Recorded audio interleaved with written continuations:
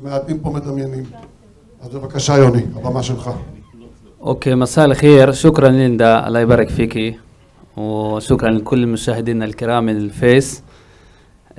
טוב, אז לי קוראים יוני שרון, ואני אספר לכם קצת על מה שאני עושה, מי אני בדרך כלל לא מדבר, בטח לא בפורום כזה, אני מנגן, מי שמכיר אותי מרכבים כאלה ואחרים,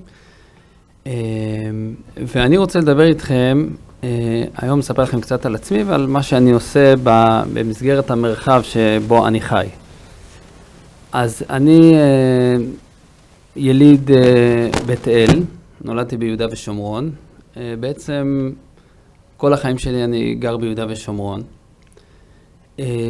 אני דובר ערבית ואני מנגן. בעיקר המוזיקה שאני מתעסק איתה זה מוזיקה מהמזרח. גם כן הייתי במוזיאון העיראקי עם חכם יהודה עובדיה פתאיה ואנסמבל היונן, ניגענו שם מוזיקה עיראקית כמו שצריך עם אליהו דגמי. בקיצור, אני מתעסק במוזיקה מהמזרח, והדבר הזה הוליד כל מיני חיבורים נורא מעניינים. אחד הדברים שהוביל אותי בעצם ללימוד השפה הערבית ולהבנת המרחב שאני חי בו, נולד מתוך השאלה וההבנה שאני קולט שאני גדל בסביבה, שאני מתעורר לכל המואזין. ימי שישי בערב, אני בתור נער מתנחל, הייתי יושב ליד הגדר ומחכה לסולו דרבוקה מהחתונה בכפר הסמוך, לשמוע, וגם כן הולך לישון לכל המואזין. ואנחנו עושים באותם כבישים, באותם דרכים, וקשרי מסחר ברמת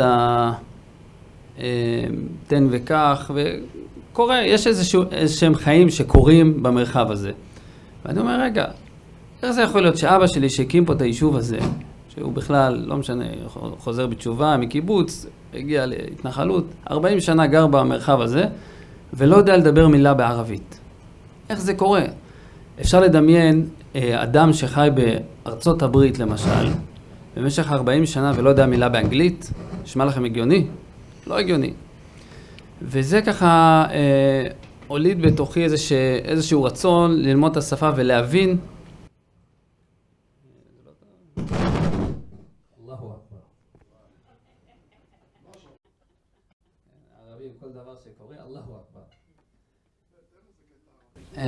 עוד מעט נגיע לשם.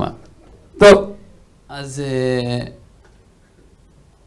התחלתי ללמוד ערבית, וקלטתי שהגדרות, המחסומים, החינוך שאני קיבלתי, כל הדברים האלה בשיחה אחת פתאום נפתחים, פתאום הדברים לא כמו שגדלתי עליהם, והתחלתי ליצור כל מיני קשרים עם ערבים תושבי האזור, שזה דבר שפתח בפניי עולם שלם.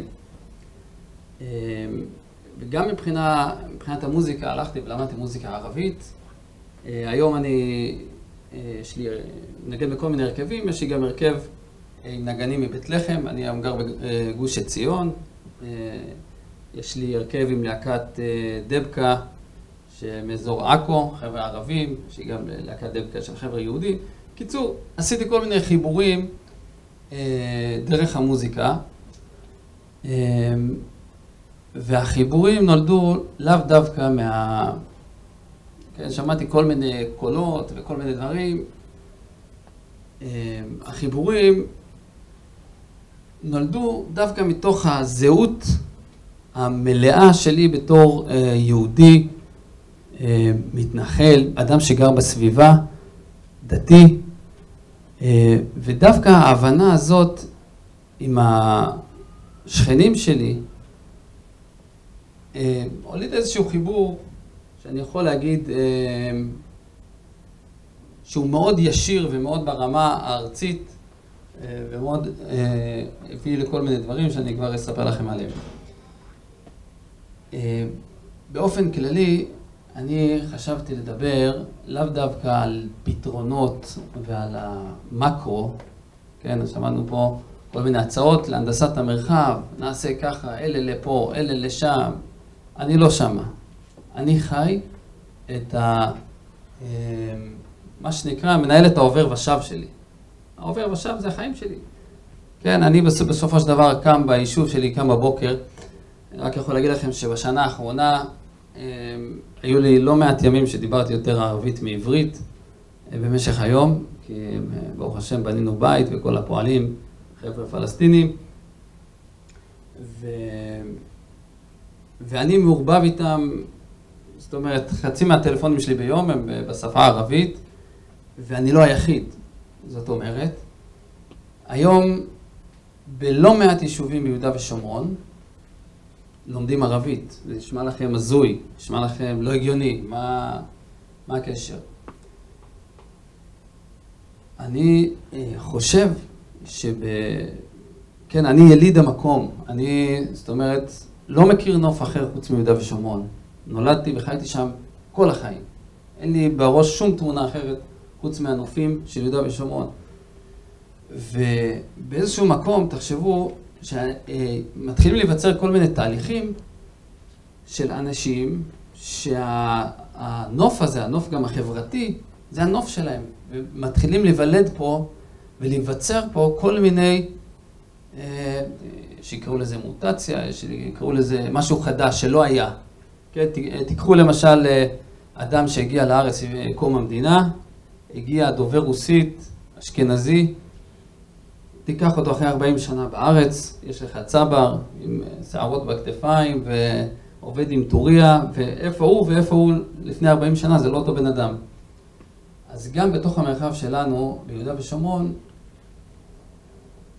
מתחיל להיווצר איזשהו דמות חדשה של יליד המקום שהוא חי עם ערבים. כן, לפעמים בקטעים לא טובים, לפעמים בקטעים כן טובים, אבל נולד פה איזשהו דבר כזה שהוא, מבחינתי הוא משהו חדש. אני התחלתי את זה ככה, פעם ראשונה שהתפרסמתי, כאילו בסיפור הזה, אחת החמולות שגרות לידינו ליד ההתנחלות שלנו, הם חמולה שעובדים אצלנו הרבה שנים, ואנחנו מכירים אותם, יש לנו קשרים ענפים איתם. ויום אחד אני הופעתי בתל אביב, ביפו, אני בדרך הביתה, 12 בלילה, אני קולט שבחמולה שאני מכיר, זה משפחת זיר קוראים להם, יש חפלה. לא הזמינו אותי, לא שלחו לי מברק או משהו, אבל אמרתי, יאללה, في حفلة أنا بدخل شو المشكلة. טוב, אני ככה נכנס עם האוטו, أهلا وسهلا مساء الخير نشيكوت بوسوت ألف مبروك والإكرام اللي جيت منيح اللي جيت أهلا وسهلا فيك تفضل يوني تفضل. ואני אמרתי יאללה חפלה, יש נגנים, יש זה. הלכתי, הוצאתי את הדרבוקה מהאוטו ונכנסתי לתוך החפלה והתחלתי לנגן שם, להרביץ דרבוקים. עכשיו הם, בשבילהם כל השבאב שם, רואים في واحد شاب يهودي اللي داخل مع الدرباكة للعرس فلسطينية إشي مش معقول بالمرة، משהו לא הגיוני, مش طبيعي. לא טבעי שבן אדם מתנחל, נכנס וכולם מבסוטים וכולם רוקדים ויאללה יוני, אודרוב יאללה. טוב, צילמו אותי וזה, אני בכלל הייתי בלי סוללה מפה לשם. אחרי יומיים מחמוד, השכן, שולח לי סרטון בוואטסאפ. הנה, תראה איך תופפת. טוב, אני רואה, וואלה, באמת סרטון מגניב.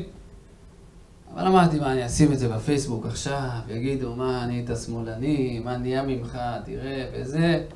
אמרתי, לא שם. קיצור, הלכתי לחבר,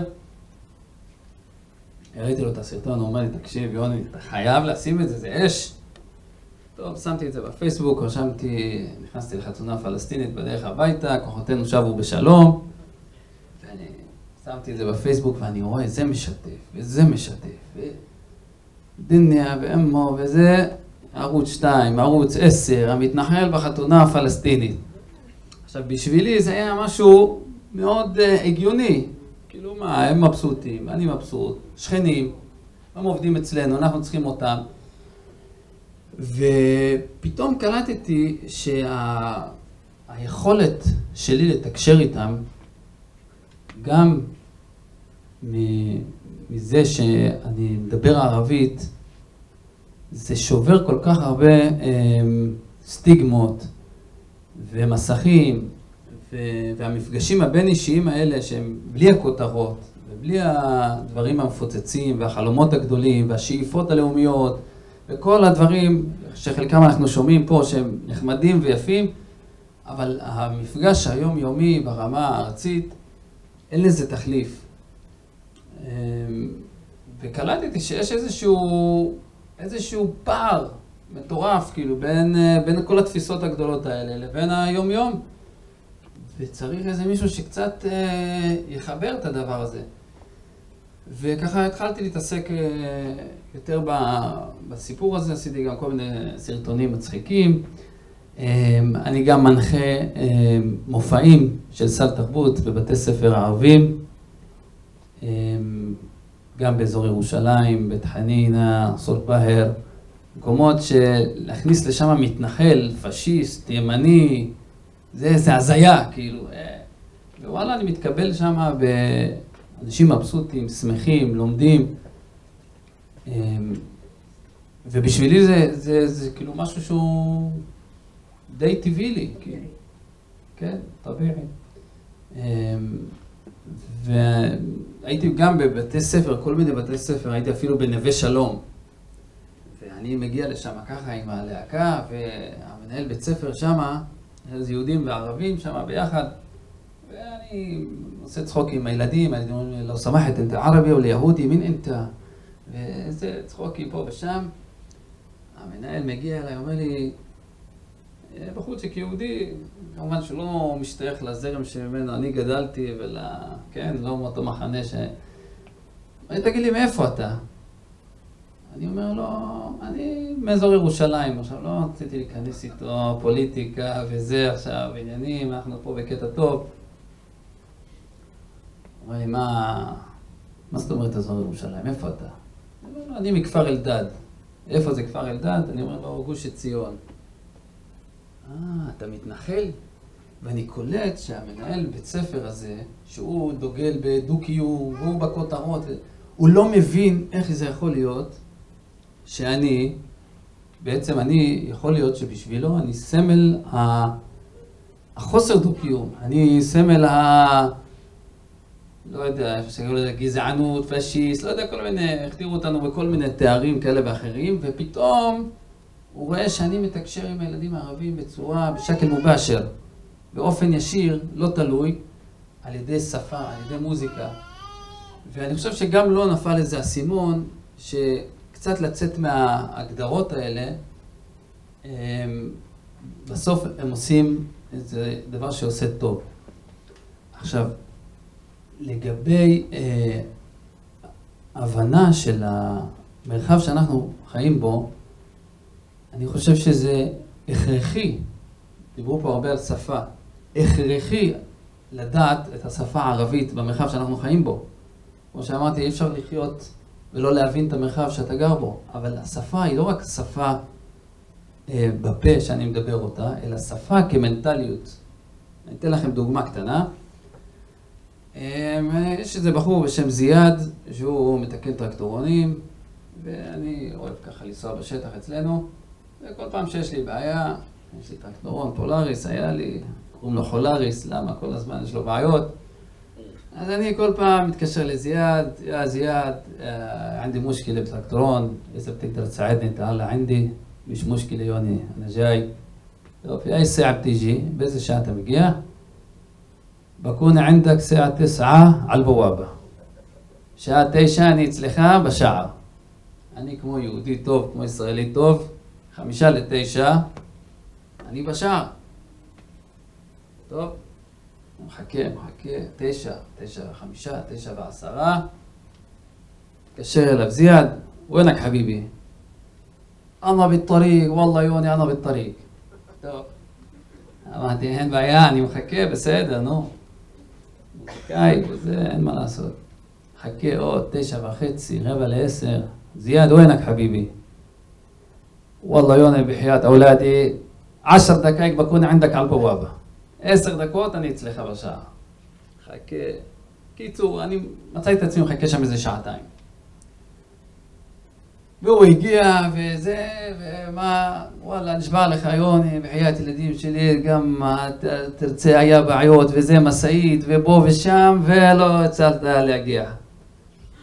טוב, אני נפל לי איזשהו אסימון, שאני כאילו, וואלה, לקחתי את זה רציני, כאילו, אמרנו 9, מה? מה אתה עכשיו 11 כבר, כאילו?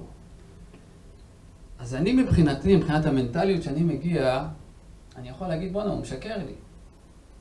מה זה? אני קבעתי איתך ב9, נכון? קבענו. אז למה אתה לא מגיע ב9? אבל, מי שקצת מכיר את המנטליות הערבית, את השפה הערבית, כן, עכשיו גזענות וזה, זה ככה זה עובד בפועל. שאבן ערב בחכי לך, אני ג'אי שעה 9, אז הוא מתכוון 9 זה האזור. כן, 9 ו-11 זה דומה, זה אותו אזור בשעון. תסתכל על השעון, 9 ו-11 באותו אזור, לא ב3. אז אני כאילו לוקח את זה ואומר, בוא'נה, הוא משקר. הוא מבחינתו לא משקר. הוא מבחינתו זה חלק מההתנהלות של המרחב בכלל. ככה מתנהלים פה. יש בערבית אומרים, מודדים מרחק, מספת שורבת סיגרה. מרחק עישון סיגריה. מישהו פה יודע להגיד לי מה המרחק של עישון סיגריה? אתה רוכב על חמור, אתה נוסע ברולס רויס. מה זה שורבת סיגרה? כמה דקות זה סיגריה? 7 דקות אתה מעשן? אבל איך? אתה בתוך משי, אתה הולך ברגל, דוהר על סוס, מה זה? אז יש איזה שהם...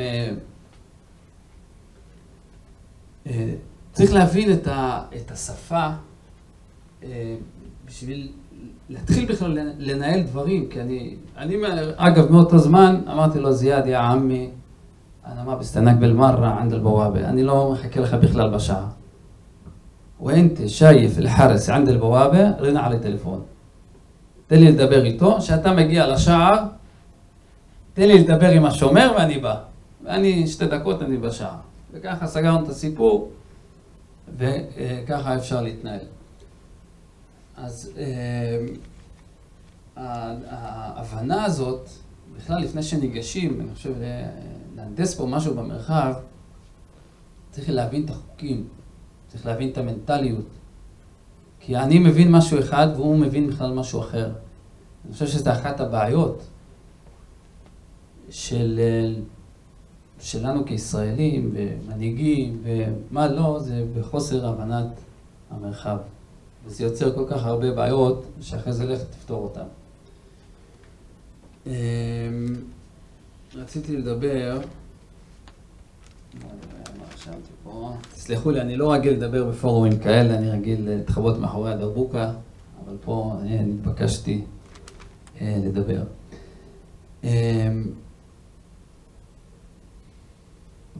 אחד הדברים שמאפיינים את הערבים שאני איתם בקשר, זה החברה הערבית, מי שקצת מכיר, היא חברה לוחצת, וחברה בוא נניח את זה ככה, נגיד את זה ככה, שבן אדם לא יכול להגיד מה שהוא באמת רוצה. בן אדם חושב משהו, רד פי עטאולה ופמן תחת הטאולה. יעני, יש מה שאומרים מתחת לשולחן, ויש מה ששמים על השולחן. ולפעמים אין קשר בין השניים. יכול להיות בן אדם שהוא רוצה לעבוד עם ישראלים, הוא עובד עם ישראלים, הוא חולם על תעודה כחולה, חולם לעבוד בתל אביב, כל החברים שלו ישראלים. הוא מגיע, חוזר לכפר שלו, הוא לא יכול להגיד בחיים שהוא אוהב את ישראל, לא יכול לשים תמונה בפייסבוק שלו עם חבר יהודי. וזה דבר שהוא גורף, זאת אומרת שאני רואה אותו כמעט בכל המפגשים שלי, אם אני מכניס מצלמה, מכניס איזשהו גורם שהוא יכול לעשות לו בהדלה בכפר שלו, לעשות לו בושה, באותו רגע הבן אדם נסגר. איפה ראיתי את זה טוב? אני יש לי 2 חבר'ה מבית לחם שאני מנגן איתם. אגב, זה המפגשים האלה שאני מנגן איתם, אתם צריכים להבין שאנחנו אף פעם לא מדברים לא פוליטיקה, לא מדברים פתרונות, לא מדברים חלומות, לא מדברים שאיפות לאומיות, אנחנו לא שם. אנחנו מדברים מוזיקה, מדברים שפה, בדיחות, צחוקים. זה יש לרוב, אבל כי אנחנו יודעים גם שאני והוא נדבר, זה יוביל לאנשהו. אני יודע מה הפתרון פה של המקום. מישהו פה יכול להגיד לי שהוא יודע ב100% מה הפתרון? אף אחד פה לא יודע. הנה יגאל אמר, מתקופת אברהם אבינו, בפרשת שבוע, פה כולם רבים עם כולם. עכשיו יש פה אנשים יכולים להגיד לך, זאתי הנוסחה, ככה פותרים פה את הבלגן. אף אחד לא יודע. במקום להתעסק בפתרונות, בוא נתעסק בעובר ושב, בוא נתעסק עכשיו, מה קורה פה. איך אנחנו מתנהלים ביום יום. מה קורה. והחבר'ה מבית לחם, אמרתי, בואו נקדם את המופעים, נעשה איזה כתבה. שהמתנחלים, פלסטינים, זה נושא סקסי כזה, נכון? מגניב, איך זה יכול להיות? לא יכול להיות, מוסתחיל. אז גם פנה לאיזה כתב אחד ורצה לעשות כתבה על המתנחל המוזר שמדבר ערבית ונגן עם ערבים, פלסטינים. אמרתי לו, תקשיב, אסף, זה נושא לא פשוט לצד שלהם, אנחנו סבבה. אגב, אחד הנגנים אצלנו מקריית ארבע, והשני, אגב, בנווה דניאל, נגנים מוזיקה ערבית באמת ברמה גבוהה ביותר, מוזיקה ערבית קלאסית. הוא מקריית ארבע עם פאות, בלונדיניות, כן, אשכנזי, ומנגן מוזיקה שההוא מבית לחם אומר לי, תשמע, אין דבר כזה, לא תמצא בכל הגדה המערבית, לא תמצא נגן כזה. בקיצור, הכתב ההוא, אמרתי לו, תקשיב, תשב, תהיה איתנו עם החבר'ה, ותכתוב על זה אחר כך, אל ת... טוב, קבענו להיפגש אצלנו, יש לי מסעדה. מגיע הכתב, הוא הביא, קודם כל, שיהיה בריא, הוא לא מבין כל כך את המנטליות. אתם יודעים, חברה מאוד שמרנית, ערבים, פלסטינים, הוא הביא איזה כתבת עם מכנסיים קצרים וגופייה, עם מצלמה, כזה של כדורגל, אתם מכירים את העדשות האלה? איך שהערבי מוריד את הרגל מהאוטו, נעמדת לו עם התותח הזה, מתחילה לצלם אותו. נגמר האירוע. הבן אדם לא הסכים לדבר איתי חודש. אמרתי לו, תגיד לי, אתה נורמלי? אתה מבין הרי את המנטליות. אמרתי לך, תשב בשקט, תלמד, תבין, תריח, תקלוט, תצטרף אלינו, אחרי זה תכתוב מה ראית. אז מה שאני בא להגיד פה, זה הערבים הפלסטינים שחיים לידי, הם צריכים לשלם מס שפתיים לחברה שממנה הם באים. וגם נניח שיש בן אדם שהוא רוצה שלום, רוצה אינטרסים, רוצה לא משנה מה, הוא צריך לעשות את זה ביחווה,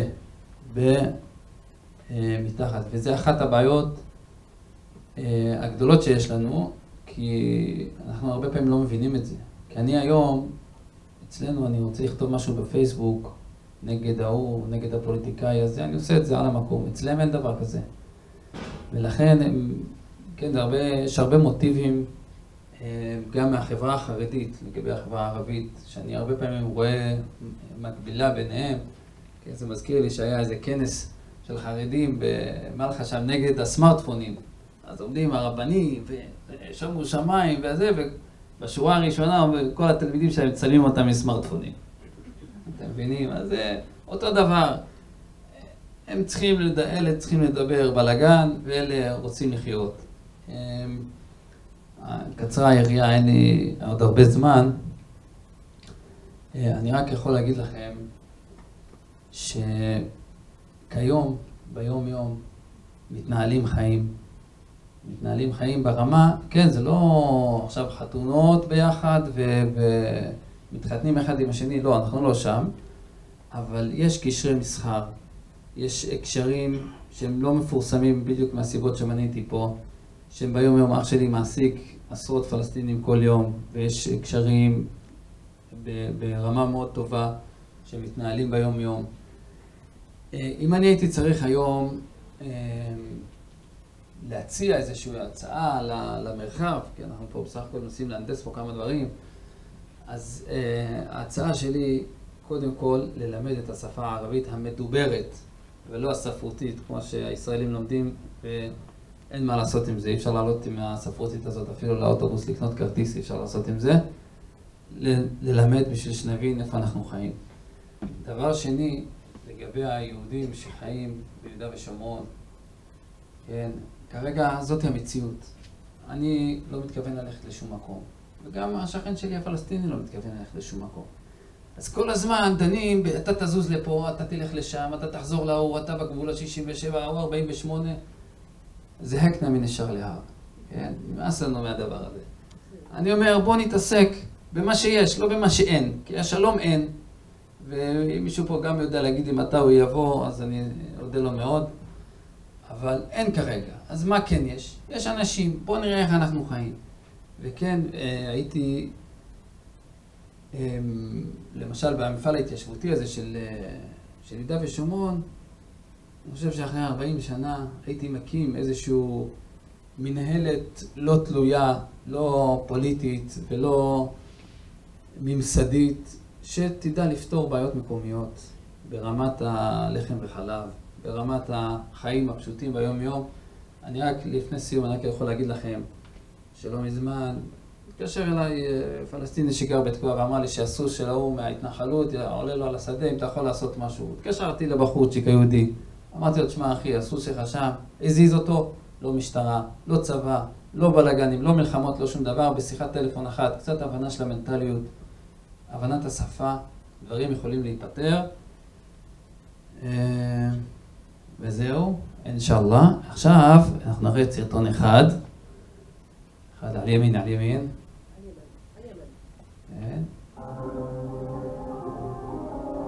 מה שאתם רואים פה זה הבחור הימני ביותר, זה הבחור מקריית ארבע.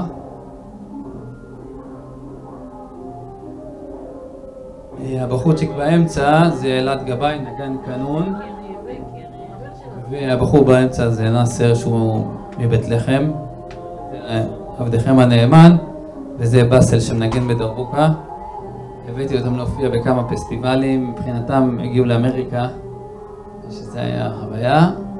זה באמריקה? לא, לא. זה מאצלנו, אבל מבחינתם, בהרגשה שלהם, נחשפו לעולם. יש לנו עוד בפסטיבל מקודשת, ששם, אגב, בזמן שיפיל את נראה, אני יכול להגיד לכם, אנחנו גם דיברנו במהלך המופע, גם אמרנו כמה מילים, שמה שהם רואים פה אנשים שמנגנים, אתם רואים, בדרך כלל תראו אותם נלחמים אחד בשני, אבל אפשר גם לנגן, ולא צריכים לוותר על הזהות שלהם. אני לא צריך לוותר על הזהות היהודית שלי, על הדת שלי, על האדמה שלי, והוא לא צריך על שלו. אפשר בין לבין, קצת גמישות מזרח תיכונית, אפשר להסתדר.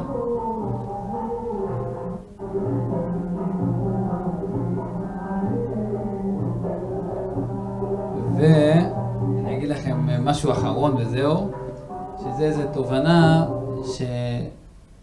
שעלתה לי ככה, שאמרתי, אפשר להסתדר, מי שלומד את חוקי המקום יודע להסתדר. זה כמו שמי שהיה בהודו, רואה צומת מלאה רכבים, באים מ4 כיוונים ונוסעים. ראיתם פעם דבר כזה בהודו? נוסעים, כולם נוסעים. פה, קח צומת במרכז הארץ, תחווה 10 דקות הרמזורים, יש לך פקקים לשבוע. טיפה של מים, גשם. איך זה יכול להיות? בתוך הבלגן הזה, בתוך הבלגן, אני מגיע מבחוץ, אוקיי, אני מערבי, מגיע להודו, ואני אומר, בוא'נה, יש פה, איך זה יכול להיות? בתוך הבלגן יש סדר, אוקיי? ואת הסדר הזה צריך ללמוד. הם מסתכלים בעיניים, הוא עם הטוק-טוק שלו יודע מתי הוא צופר, מתי הוא עובר, ועוברים. הבלגן הזה יכול לעבור עם כל הבלגן, אפשר לחיות ואפשר למצוא את המעברים הקטנים האלה, אבל זה בתנאי שלומדים את השפה ואת המרחב. בהצלחה לכולם, תודה רבה. עפואן. איך החבר'ה שלך, השכנים במשפחה, מקבלים את העובדה שאתה כזה, שאתה מדבר ערבית, מנגן מוזיקה וכו'? קודם כל, הם נגנבים על זה, והם מכבדים את זה, ואני יכול להגיד לך שבפוסטים שהעליתי כל מיני דברים, אני מקבל גם לייקים מיצהר וגם לייקים ממצביעי מרץ. שזה, מבחינתי, פה עשיתי את שלי. אני מרגיש איפשהו שאני עומד, מכיר גם, יש לי חברים מתל אביב מוזיקאים, שבכלל לא יודעים איך נראה מתנחל, ולא יודעים איך נראה פלסטיני, אבל יכולים להרצות לך על שלום, והם לא יודעים שום דבר מהחיים שלהם. ואני מכיר גם את החבר'ה של איתמר והאזור הזה, ויש לי גם חברים בבית לחם ובחברון, רמאללה. אז אני איפשהו נמצא שם במרחב הזה, מבין את המורכבות, ואני אומר שאפשר להסתדר. אני רוצה דווקא להגיד משהו על העובר ושב בין העבריים כרגע. דווקא יש פה דוגמה טובה של מה שמנוחין אמרה על הקבר. שבעצם הוא צחק על היפני, אבל הוא לא שם לב שהוא הביא פרחים. יותר נוח לך היה להתמודד ולהבין מנטליות של שפה בעובר ושב אצל הערבים, ולא להתמודד עם המתח שיש במנטליות שבשפה של המתנחלים. זאת אומרת, גם בתוך שפה יש הבדלים של מנטליות. וההתמודדות שלך היא צריכה להיות בפנים. כרגע ראית בחוץ מה זה רמה מנטלית. וכשאני פוגש מתנחל ואומר אלוהים, והוא אומר אלוהים, זה שני עולמות שונים לגמרי. נכון. וזה העבודה האמיתית של העבריים. כי מבחינתי המילה יהודי אפילו היא וירוס כרגע בתוך המערכת שלך. וזה יותר נוח לך להתעסק עם הערבים מאשר להתעסק עם הדבר הקשה באמת, כי זה משפחה. אני לא מסכים איתך רגע, מה קרה? חרבן עדה. הכתוב יישאר. פוק, זה חלום. משגל. שים אחד. טוב, אני לא חושב שאני הולך לחיבור המסוים הזה שיצא לי עם החברה הערבית כבריחה מההתמודדות שלי עם הבעיות הפנים-ישראליות, הפנים-יהודיות. לא. גם עם זה אני נפגש עם זה, וזה, אתה יודע, אני לא אדם חרדי בכלל. לא, דווקא בגלל שזה לא חרדי, שם זה מנטליות אחרת. כן, אז אני רק אומר לך שאני עושה את אותם חיבורים, אני עושה גם עם המגזר החרדי, שהוא לא קשור אליי, ואתה יודע, יש בינינו הרבה מרחק, וגם עם מתנחלים שהם יותר קיצוניים ממני, והחילונים, ואני במשפחה שלי הקרובה, כולם חילונים, ההורים שלי שניהם חוזרים בתשובה מקיבוץ וממושב, אני לא חי באיזה בועה מנותקת, אני לגמרי חי את ההוויה הישראלית, ואני נוגע בכל הקצוות, כי אני מוזיקאי, ואני כל הזמן פוגש... אז אני, אתה יודע, משאיר את הכל בסביבה שלי.